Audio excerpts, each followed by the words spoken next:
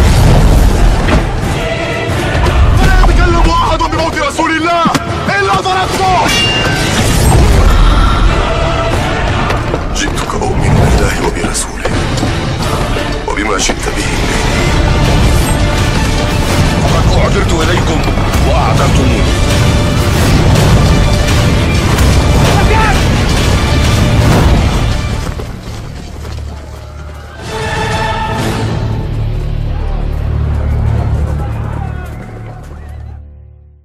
وآتنا ما وعدتنا على رسولك ولا تخزنا يوم القيامة إنك لا تخلف الميعاد. Wahai Tuhan kami, berikanlah kepada kami apa yang telah Engkau janjikan melalui lisan Rasul-Rasulmu, dan janganlah Engkau menghinakan kami. Wala tukhzina yaumal qiyamah, jangan Engkau hinakan kami di hari kiamat. Sesungguhnya Engkau adalah Tuhan yang tidak akan melanggar janji. Permintaan hamba kepada Allah Subhanahu wa ta'ala untuk mendapatkan janji apa yang dia baca dari Al-Quran, keindahan surga, dan janji dijauhkan dari api neraka, itu dulu yang diajarkan Allah Subhanahu wa ta'ala. Seakan-akan kita ingin mengatakan, sebagaimana Engkau dulu berjanji, Engkau tidak akan hilangkan amal saleh kami selama kami tidak menghilangkannya. Bahkan sebesar biji zarrah pun Engkau akan menghitungnya, maka berikanlah kembali. Kalimat berikutnya, janganlah Engkau hinakan kami. La tukhzina yaumal qiyamah. Maksudnya dalam tafsir sebutkan, jangan Engkau hinakan kami, Engkau permalukan kami, Engkau buka aib kami di tengah-tengah kerumunan, wahai Allah Subhanahu wa ta'ala. Sesungguhnya Engkau tidak akan melanggar janji. Artinya kita bermohon di atas janji Allah Subhanahu wa ta'ala. Jemaah melakukan Allah, kita fokus pada kalimat wala tukhzina yaumal qiyamah. Jangan Engkau hinakan kami. Salah satu bentuk penghinaan Allah kepada hamba yang layak untuk dihinakan adalah tetap ditelanjangkan oleh Allah Subhanahu wa ta'ala. Dihinakan dengan ketelanjangannya. Kenapa telanjang itu menjadi hina? Bukankah kita di dunia melihat orang telanjang menjadi hal yang paling tabu? Bukankah ketika ada orang gila yang berkeliling dari satu jalan ke jalan yang lain dalam keadaan telanjang, itu menjadi aib bagi kota tersebut? Bukankah kita orang walaupun kadang-kadang ingin melakukan maksiat, tetapi menelanjangkan diri di hadapan orang banyak adalah sebuah hal yang hina?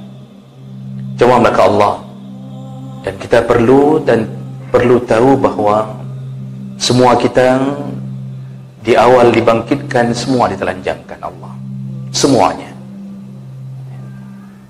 Rasulullah sallallahu alaihi wasallam menyebutkan dalam hadis riwayat Tirmizi dengan derajat yang sahih, tusyaruna yaumal qiyamati hufatan ghuratan urla.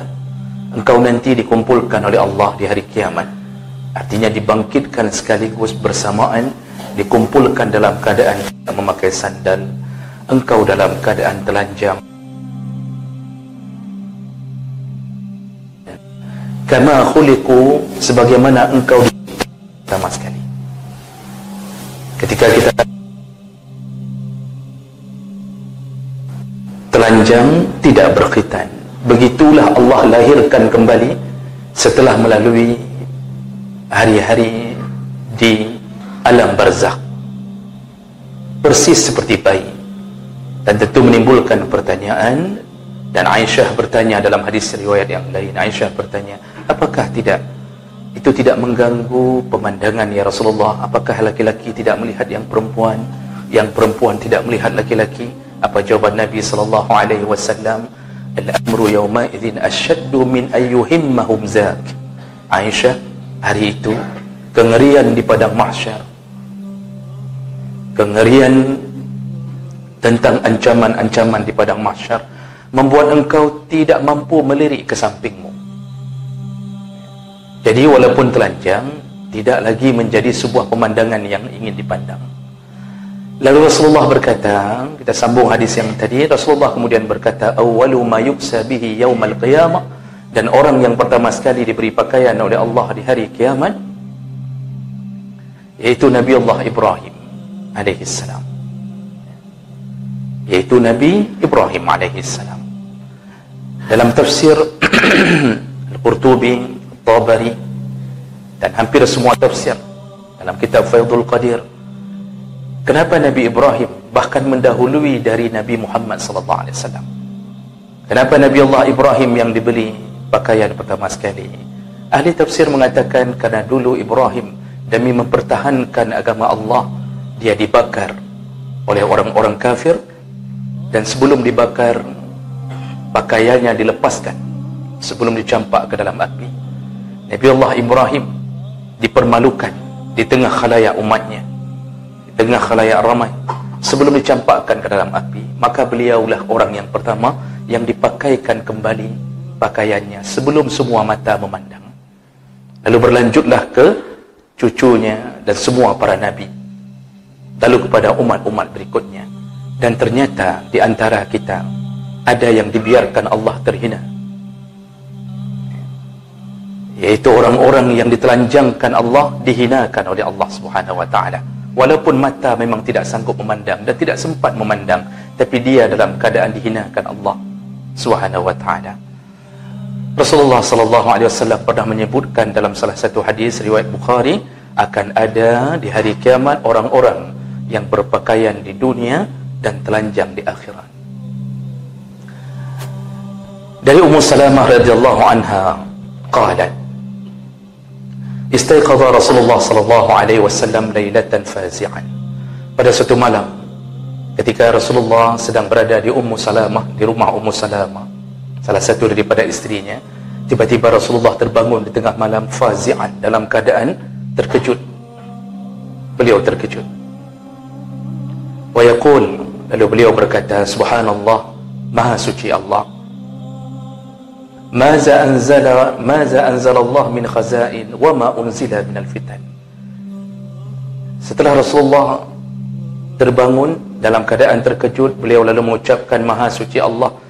Lalu beliau mengatakan betapa banyak kekayaan yang Allah beri, nikmat yang Allah beri kepada hamba, dan juga begitu banyaknya fitan, begitu banyaknya fitnah yang Allah turunkan.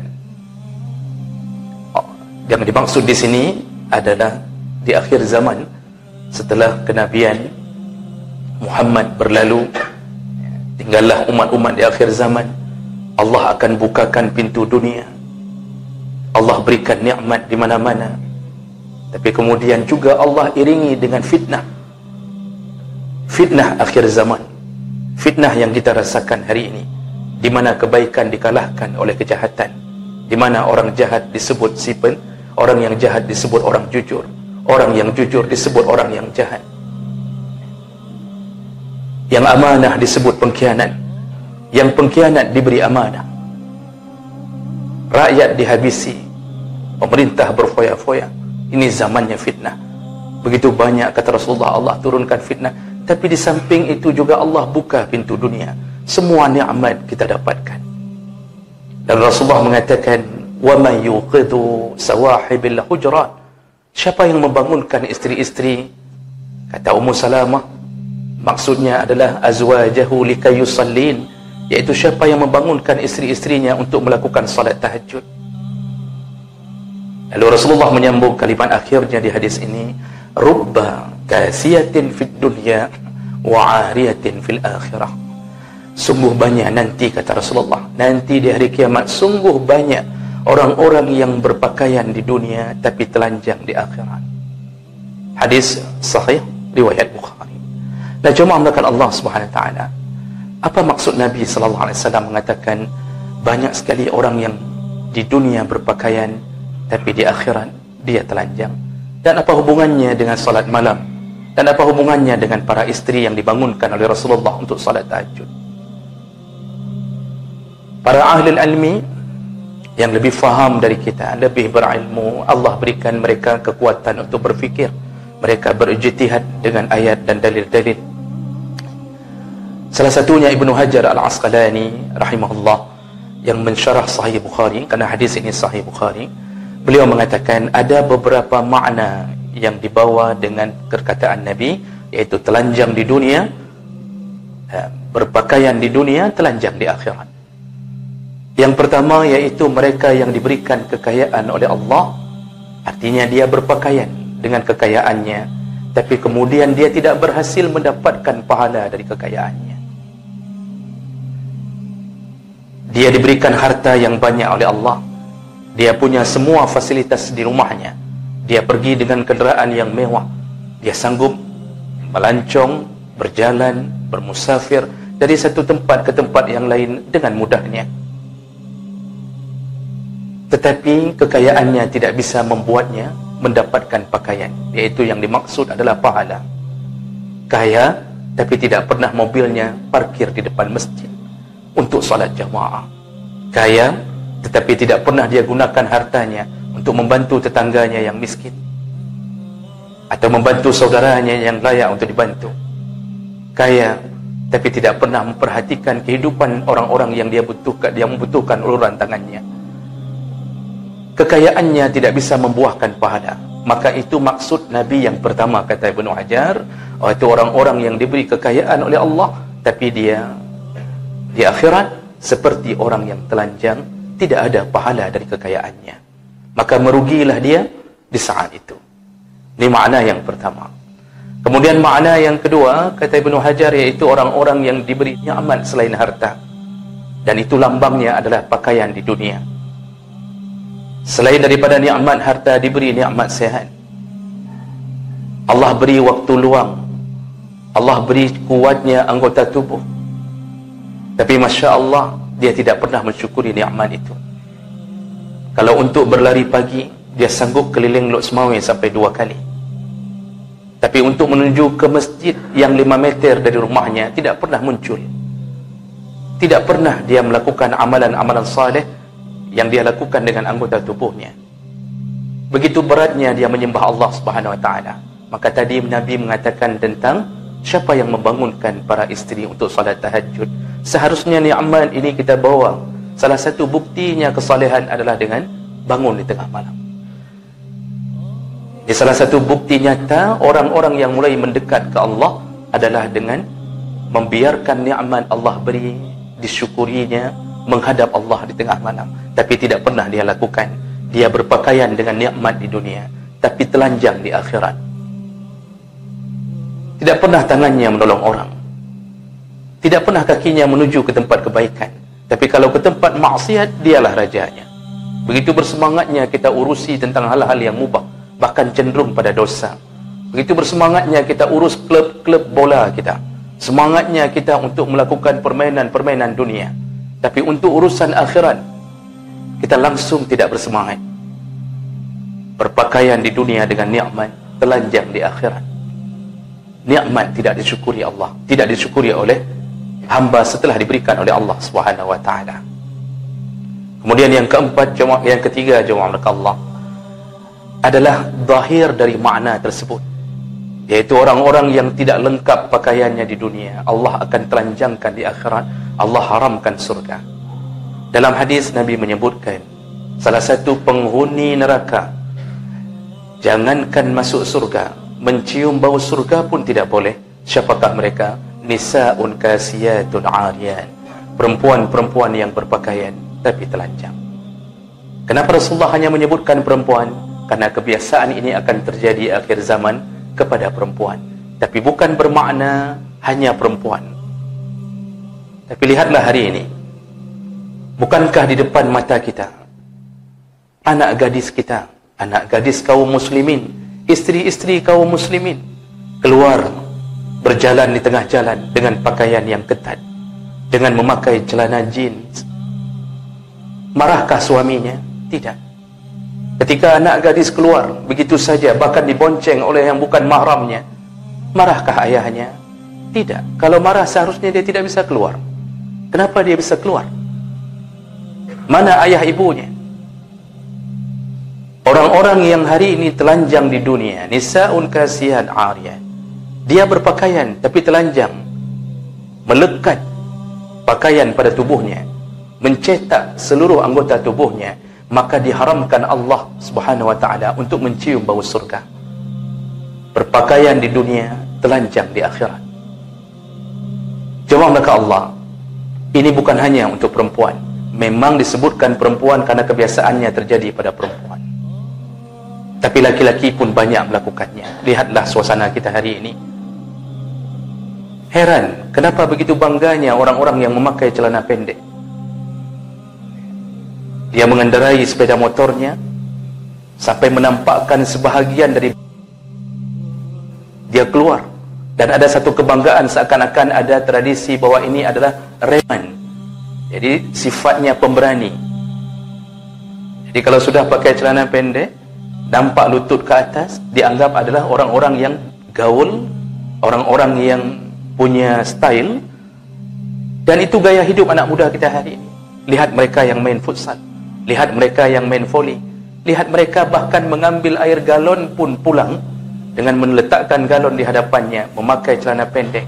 Dan itu biasa bagi mereka. Padahal aurat laki-laki, sepakat para ulama mengatakan baina surrati war rukbah, yaitu di antara pusat dan lutut. Hari ini Masya Allah, jogging pagi, jogging sore, para orang-orang yang mengikuti PON, orang yang mengikuti pra olimpiade, menganggap sebuah hal biasa berlari satu kota memakai celana pendek. Dan mereka anggap mereka adalah kebanggaan kota. Begitulah keadaan orang yang Allah hancurkan di akhirat. Dia akan telanjang di akhirat, dan ketelanjangan itu hanya menjadi pemilik neraka. Surga haram telanjang. Kenapa Allah turunkan Adam dan Hawa dalam keadaan telanjang? Allah ingin melambangkan yang telanjang tidak akan pernah kembali ke surga. Tapi Adam dan Hawa segera bertaubat. Mereka kembali kepada Allah. Hampir semua nikmat di dunia yang diharamkan Allah itu dihalalkan di akhirat. Salah satu yang paling masyhur yaitu khamar. Khamar haram dunia tapi menjadi kenikmatan surga. Berhubungan dengan perempuan yang bukan istri yang sah juga diharamkan di dunia, tapi Masya Allah, Allah sediakan bidadari sesuka hati. Allah halalkan di dunia. Satu-satunya maksiat di dunia yang Allah tidak akan haram, Allah tidak akan halalkan selama-lama di akhirat adalah ketelanjangan. Penduduk surga tidak akan telanjang. Penduduk surga tidak ada yang telanjang. Maka telanjang menjadi sesuatu penyakit di akhir zaman. Orang ini akan hancur hidupnya di akhirat nanti. Maka jagalah anak kita. Biasakanlah berpakaian dengan pakaian yang syar'i. Dan yang terakhir, jemaah melakukan Allah Subhanahu wa taala, Ibnu Hajar menambahkan syarah di atas hadis ini, yaitu maksud yang terakhir adalah ketika pakaian itu yang dimaksud adalah pasangan hidup kita. Hunna libasul lakum wa antum libasul lahunna. Istrimu adalah pakaian untukmu dan engkau pakaian untuknya. Allah menggambarkan tentang lambang pakaian antara pasangan hidup suami istri. Lalu apa hubungannya dengan telanjang di akhirat? Kita yang hari ini berpakaian di dunia, kita sibukkan membeli setiap tahun. Menjelang hari raya kita beli pakaian untuk istri kita, anak kita. Lalu kemudian ternyata kita tidak mendidiknya dengan baik. Dan bahkan mereka pun kalau saleh, hanya saleh di tangan gurunya, bukan saleh di tangan suaminya. Suaminya terus melakukan maksiat. Dan mereka terus berpakaian di atas dunia. Dan ketika istri menjadi musuhnya di akhirat, ketika anak menjadi musuhnya di akhirat, atau seorang suami yang saleh tapi istri tidak salehah, anak tidak salehah, maka anak dan istri inilah yang menggiring kita ke akhirat, ke neraka Allah Subhanahu wa taala. Maka kita dulu sama-sama berpakaian, tapi Masya Allah, kemudian kita telanjang di akhirat. Makanya Rasulullah mengatakan dalam hadis tadi, wa may yuqidu sawahibul hujurat, siapakah yang membangunkan istri untuk salat tahajud? Maksudnya, jagalah istrimu, jagalah anak-anakmu, tahajudlah bersama walaupun tidak disunnahkan berjamaah, bangunkanlah mereka. Lakukanlah itu untuk membuat keluarga bahagia. Karena salah satu yang Allah sayang keluarga ketika mereka saling membangunkan di tengah malam untuk menyembah Allah Subhanahu wa taala. Maka jemaah melakukan Allah Subhanahu wa taala, janganlah kita menjadi orang-orang yang hanya berpakaian di dunia tapi kemudian ditelanjangkan di akhirat nanti. Dan mudah-mudahan Allah tidak menghinakan kita di akhirat nanti. Barakallahu li wa lakum fil Qur'anil azim. ونفعني وإياكم بما فيه من الآيات والذكر الحكيم وتقبل الله مني ومنكم تلاوته إنه هو السميع العليم